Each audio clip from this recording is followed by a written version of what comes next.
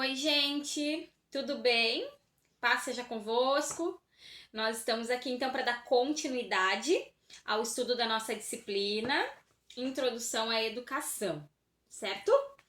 Então eu quero convidar vocês para abrir o livro na página 69 e nós vamos falar hoje do capítulo 5. Nós vimos os 3 primeiros capítulos em aula, vimos o capítulo 4 com os vídeos que eu enviei e hoje então vocês estão recebendo do capítulo 5. Hoje a gente vai entrar no capítulo 5, que vai tratar sobre a organização do trabalho educacional. Então talvez vá parecer muito próprio da escola, e realmente a gente vai ver como que acontece essa organização dentro do espaço escolar, tá? Mas dentro da nossa combinação a gente vai tentar trazer então para a realidade da igreja para a gente poder estar fazendo esse link, tá? O que eu aprendo nessa disciplina e o que isso pode ser trazido, aonde que isso encaixa na minha realidade, ok? Então vamos lá. No capítulo 5, ele vai tratar então, começando a falar sobre planejamento. Então ele já vai trazer aqui uma pergunta sobre o que é planejar. Então na página 69 ele já vai falar o que é planejar. E aí ele vai trazer aqui em negrito um conceito. Ele vai dizer que planejar é refletir sobre as ações que se deseja desenvolver. É possível dizer que o planejamento é uma organização objetiva e sistemática acerca do desenvolvimento de um trabalho com o propósito de fazê-lo bem-sucedido. Eu acredito que consenso nosso, né, de que é muito importante o planejamento. O planejamento é importante em todas as áreas da nossa vida, tá? E na educação não é diferente. É muito importante se pensar, se planejar. Aqui a gente vai se deter para a parte educacional, vamos dizer assim, tá? Não vamos nem pensar nas demais coisas, que senão a gente abre muito o nosso leque.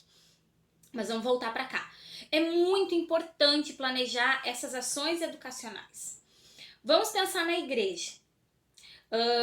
Nós temos na igreja, olhando para o lado educacional, a escola bíblica, né? Talvez as classes infantis ou adultos, aí vai depender da organização de cada igreja. Mas nós temos uma escola bíblica. Essa escola bíblica, ela precisa ser planejada. A gente conversou um pouquinho sobre isso em aula já também. Não dá para definir o que vai querer trabalhar na véspera da aula.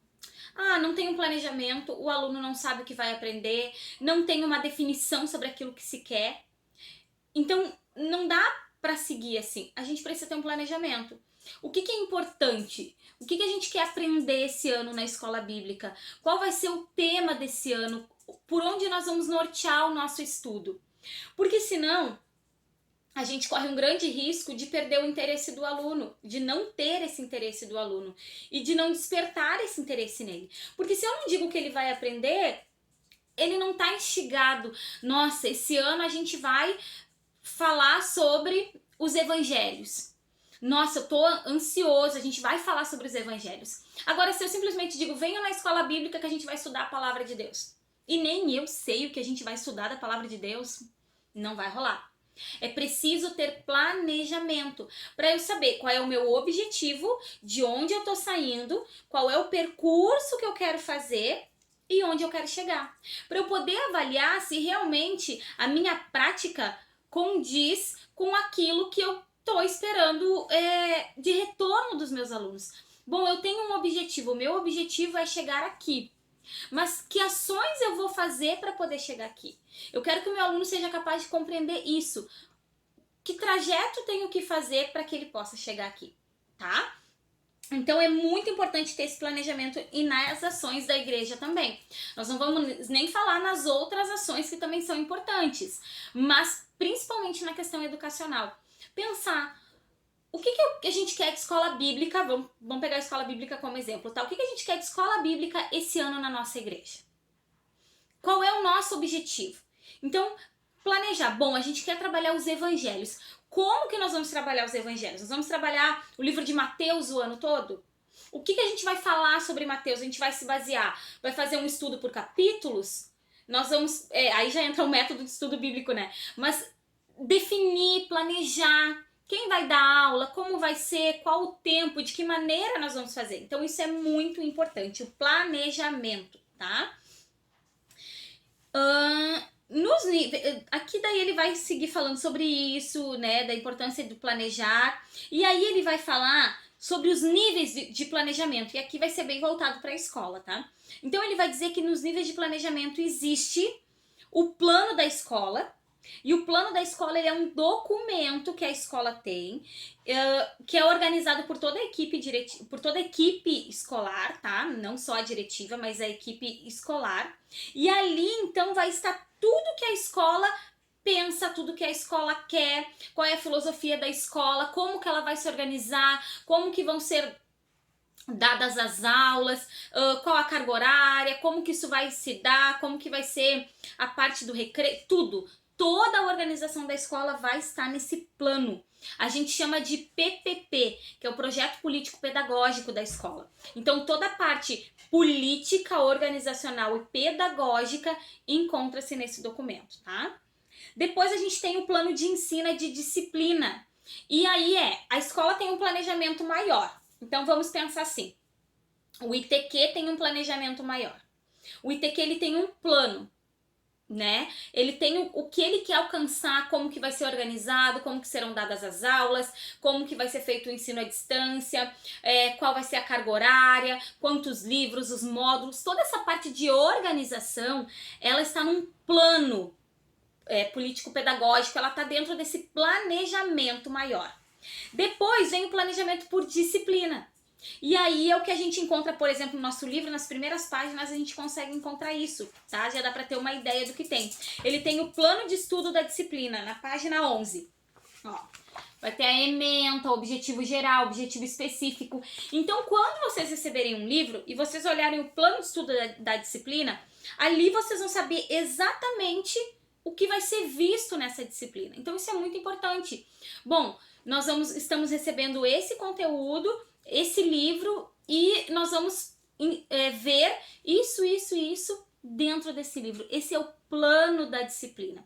Porque o mesmo conteúdo pode ser dado por um professor, por outro professor, se deixarem, por exemplo, eu escolher o que eu vou montar de conteúdo para essa disciplina e pedirem para um outro professor organizar, certamente vai ser diferente. Então, cada um vai ter o seu plano de disciplina. Agora, se eu receber esse livro, um outro professor receber o mesmo livro, o plano da disciplina vai ser o mesmo. O que vai mudar depois é a didática, são outros fatores que a gente vai ver adiante.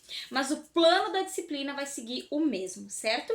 Então, ele vai trazer aqui os dados, tá? Que vai precisar de identificação, a justificativa, por que essa disciplina é importante, por que se faz necessário o estudo dela. Então, tudo isso vai aparecer aqui, tá bom?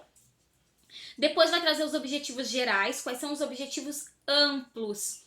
Essa disciplina é importante para quê?